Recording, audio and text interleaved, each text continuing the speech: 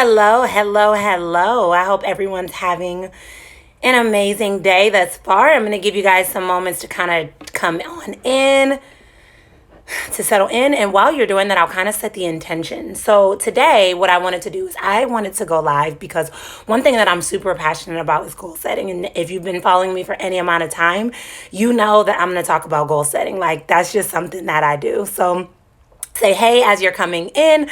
Today we're going to do the end of the month goal setting so that you're really ending this month strong and starting next month stronger with the tools that you need to actually be successful. So I'm going to dive right in because I want to make sure to really maximize the time that we're here. But we're going to talk about goal setting. So I love all things goal setting. And the truth is most of us, and most people have goals, right? Most people have things that they're looking forward to. Most people have things that they're working towards, that they're excited about putting their attention, energy, and effort into, that they're looking forward to. And goals are those things that like keep you up at night, that dream that you have where you're like, man, I got a serious case of Mondays, but I'm excited when I think about like seeing my business come all the way through. Thank you. Thank you. When you're like, oh my goodness, I can only imagine what it would be like to sell different properties, or what it would be like to move into this amazing house, or what it would be like to become a consultant, a coach, or a healer, or an influencer, or whatever goals that you have in mind. It could be that you're like, man, I can imagine what it's going to feel like when I lose this last 20 pounds. Whatever goal it is that you have in mind, whatever goal it is that you're working towards, whatever goal it is that you feel excited about and lit up about, then this is where you need to be so that we can really talk about setting the intention, but moving on the intention. Because let's be honest, it's one thing to talk about it, it's totally different to actually show up for your goals. So let's dive in. All right. I'm going to talk a little bit about human design with this first step, because as I've been certified in human design, as I've been using it with my clients, as I've used it in my own personal life, I have seen the major impact that human design has had on my life, the major impact that human design has had on my clients' lives, and the transformation that's available when you start really using that. So the first step to goal setting, and this may sound super basic, but stick with me. We're gonna push through. And we're gonna do some steps. We're gonna work through these steps. All right. So the first step to goal setting is really identify what you want. If I can be really honest, I know that a lot of times when we say that we're setting goals, or when we say what it is we want, we base what we want on what other people want for us. Right. So I'm going to do a quick activity with you. And if you're doing something or distracted, just take a moment and tune into me. I promise it'll take like 5 seconds. Okay. So I'm going to ask you, what is it that you want? You got about 10 seconds to think of it. Deeply, deeply want, deeply desire. All right. That first thing that popped up in your mind is what you want. If I were to give you 30 minutes, an hour, 20 minutes, 15 minutes, or even really a minute and a half, if I gave you longer than that, you would sit there and try to justify what it is you want. Well, that doesn't make sense. Oh, I'll never get that. No, that's too big to ask for. Oh, people won't like that goal. Oh, that'll make so-and-so uncomfortable. That's what we do. But the truth is, if you're not truly desiring your goal, if you don't even know really what it is you want, you're never going to be able to get there to actually being able to achieve it, to actually being able to bring that goal to fruition, okay? So you really want to know exactly what it is you want, okay? And do not apologize. Hello, do not apologize about what it is you want. If there's something that's lighting you up, there's something that you're excited about, if there's something you're looking forward to, then that's what you want. And guess what? That's what you get to go for, okay? We don't have to make excuses. We don't have to make exceptions for our goals, all right? And if you decide that you want something, don't try to justify it. Don't try to tell yourself all the reasons it can't happen. So I'm going to try not to get super scientific on you, but there's a reason that we do that, right? We have our conscious mind, and then we have our unconscious or subconscious mind. And in between those, we have what's called a critical faculty. And I had a coach once tell me that was called a BS meter. Basically, that critical faculty is that thing that tries to justify when we tell ourselves. That's why when you say affirmations like, oh, I earn $1 million. Oh, I travel the world. Oh, I have time freedom. Oh, I do whatever your affirmation is, that critical faculty tries to move beyond that. That critical faculty tries to not let you move beyond that. And that's why we can't instill our goals in our subconscious mind. So this is why doing deep inner work is so powerful. And this is why it's a lot of what I weave into the work that I do with my clients. Because if you don't move beyond that critical faculty, it's not going to happen. This is why when you're talking to like kids under the age of 7, when they're like, oh man, I'm Superman. They really believe that they're Superman. My best friend, her brother actually jumped off of his roof. Now, luckily, it wasn't a very high roof when he was about 6 years old because he firmly believed he was Superman. But guess what? The more I started doing this work, the more I started to uncover, like, there's a reason he believed that he was Superman. And the reason being is that when you have that when you're under the age of 7, you have not formally developed that critical faculty. So when you believe something, there's nothing in the way to tell you can't. And we as adults need to get back to that place. Now, that sounds crazy. I'm not telling you to jump off of a roof, but I'm telling you we need to get back to that place where we can overcome those limiting beliefs, where we can overcome those justifications or rationalizations that we like to do as it relates to our goals. So that was the first step. Really identify what you want. No excuses, no restrictions, no guidelines. Just list it out what you want. Don't give yourself too long to think about it, because that first thing that comes to mind is exactly what it is that your heart desires. And I'm a firm believer that what's desired by you is destined for you, right? God doesn't lay things on our heart just because he's bored or by accident. He lays things on our heart with intention, all right? So the second step is to get very, very, very specific about what it is that you want, okay? And this kind of goes along with the first step. But in human design, there are 4 arrows that kind of, if you're pulling up your human design chart, you can go to Genetic Matrix or My Human Design Chart, or Quantum Alignment System by Karen Curry Parker. So there's a couple different places you can go to pull up your human design. And on your human design chart, there's going to be 4 arrows around your head. And those 4 arrows speak to different things, like the way you learn, the way you digest, and the way that you manifest, right? The bottom right arrow will tell you the way in which you manifest or bring your goals, your visions, your dreams, your desires to fruition, okay? So that bottom right arrow actually shows you how to bring that goal forward. So if that bottom right arrow is facing the left, that means you're a specific manifester, okay? You need to be so specific about what it is that you want to manifest, that you want to bring forward. So you want to be a coach? What type of coach? What does it look like when you're a coach? Write out your ideal day. Talk about what that's going to look like. Talk about what people are going to say when you work with them. Talk about what people are going to do when they're giving you testimonials, or what they're going to say, or why people are going to want to work with you, or how people are drawn into working with you. Get super, super, super specific. If the bottom right arrow points to the right, you're a non-specific manifester, meaning that you need to get into the feeling that you'd like to evoke. So what will it feel like when you achieve that goal? Will you feel at peace? Will you feel excited? Will you feel empowered? Will you feel confident? Will you feel unapologetic? Like, what will you feel, and how can you draw into that feeling?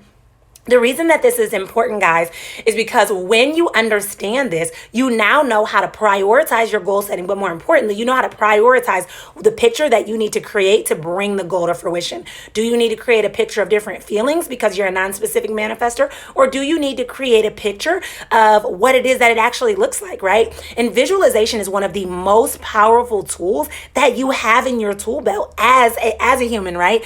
Visualization, I like to say, is the bridge from where you are currently to where it is that you want to be. When you can bridge that gap and you can bring that all together, you bring your visions to life. It's so powerful, in fact, that a lot of Olympic athletes use visualization, right? Olympic athletes use it because what they find is that if they can go through their competition in their head, they can actually go through it in their mind, and they actually compete and perform better when they visualize their success. And it has been actually a part of their therapy, a part of their practice, a part of their preparation, because they're more effective in their competition when they're really visualizing that, okay? So again, we identified what it is that we want. We identified how we want to go after it, right? Do we want to be specific? Do we want to be non-specific? And what that looks like based on your type. So again, pull up your human design chart and you can check that out. If you're new to human design, you're probably going to be like, what in the world is that? If you feel that way, then you can definitely use the link below and you can sign up for my free human design workshop, which will rock your world and blow your mind so that you can learn more about like how to go through and read your chart, which will be amazing. Now, the third step is to identify the why that you want it, all right? Why do you want this goal? Why is this goal important? A lot of times when we want something, we say that we want it, but we don't have a real strong reason behind why it is that we actually want it, okay? When you have that powerful why behind your goal, it gives you that renewed sense of motivation. So what you'll notice, like most people, is you'll attend a training, a workshop, a seminar, a live, or whatever. And when you're thinking about what it is you want, you'll feel pumped up. You'll feel motivated. You'll feel excited. You'll feel drawn towards it. You'll be looking forward to it. You're super excited. But then after a while, life gets in the way and you start to get distracted. You start to get thrown off course. Things start to change. You feel all these different things. And before you know it, your goal is a thing of the past. This is because you do not have a strong why. When you have a strong why, you will always Always, always, always be able to create room for the how, okay? Having a strong why will always allow you to create room for the how, which is so, so powerful. So for me, when I was writing my very first book, my why was that I wanted to leave a legacy for my daughters. So every time I was writing super early in the morning, and because I would write before I get notifications on my phone or before my daughters would wake up and distract me or anything like that, when I would wake up and I would say, oh man, I feel like hitting the snooze button, I don't really feel like doing this, or whatever it may be, I would ask myself, is that getting me closer to my why? Right? Is me hitting the snooze button going to get me closer to my why, or is me pushing through and writing going to get me closer to my why? And I showed up again and again and again because that why was so powerful. That why really gave me that momentum to keep going, to keep showing up, even when things were difficult, even when things were hard. That why gave me that momentum. So having that strong why is going to give you the motivation and the momentum you need to actually see your goal through. Okay? Then the four, what do we have? So we have identify what you want, identify how like you need to envision that to bring it together, identify your why. So the fourth step, I was right, is to really create an action plan according to what it is that you want.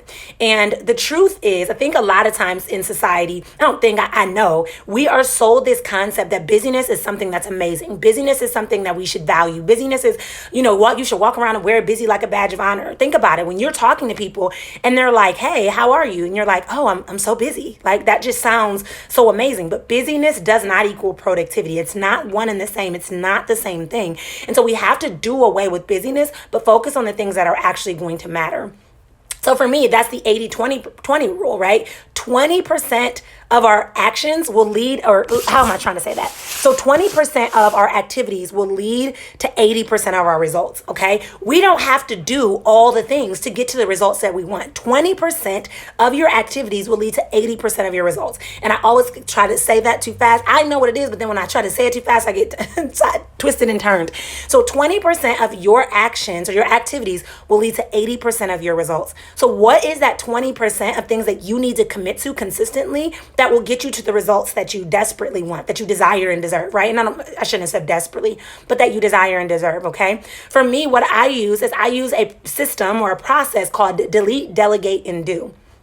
So as we're moving into a new month, I would challenge you to also utilize this as well. What do you need to delete on your calendar, okay? What is it that you need to delegate, meaning asking for support, asking for help? And what is it that you need to commit to doing? So let's say, for example, you're like, yep, I'm getting ready to launch my coaching program. I'm so excited because I'm going to teach women, whatever. And you're really pumped. You're really drawn to it. You're really excited. Okay, what needs to be deleted from your calendar? Is there something that has nothing to do with your vision that you can remove from your calendar to create more room?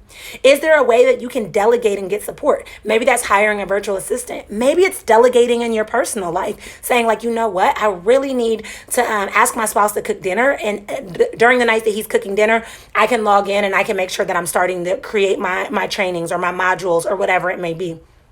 And then what are the activities that you can do? For me and my business, I delegate things a lot, right? I delegate things that I don't love to do. So I have a person that does my Pinterest strategy for me, right? And is really getting me visible on Pinterest, because when she's working on that, then I can focus on doing things like a live stream or something like that, because I can't delegate a live stream to somebody. It's my energy. It's my business. I got to show up for it, right? And I actually really love live streams.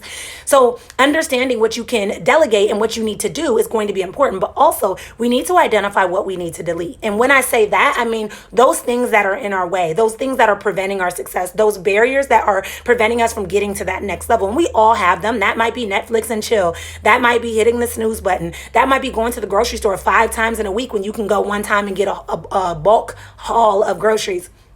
Whatever it may be, you want to make sure that you're deleting those things that aren't getting you any closer to the outcome that you want, okay? Because remember, 20% of your activities and your actions lead to 80% of your results. So we don't have to do every single thing, much like society will try to sell us and tell us, okay?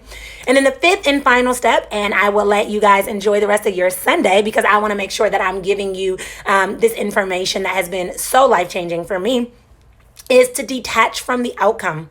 Detach from the outcome, all right? Detach from the outcome.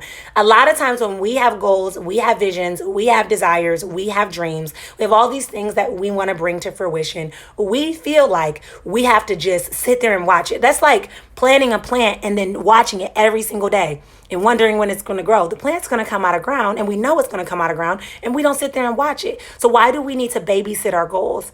God heard you when you set that goal in the atmosphere. God heard you when you set that intention. You don't need to babysit it. And for me, when I was learning how to detach from the outcome, what I thought that meant is that I couldn't really want my goal. That's not what I'm saying at all. Detach from the how and the when, but don't detach from the what. Know what it is that you want. Hold that vision for what it is you want, but detach from the fact that it has to happen a certain way or in a certain time frame, okay?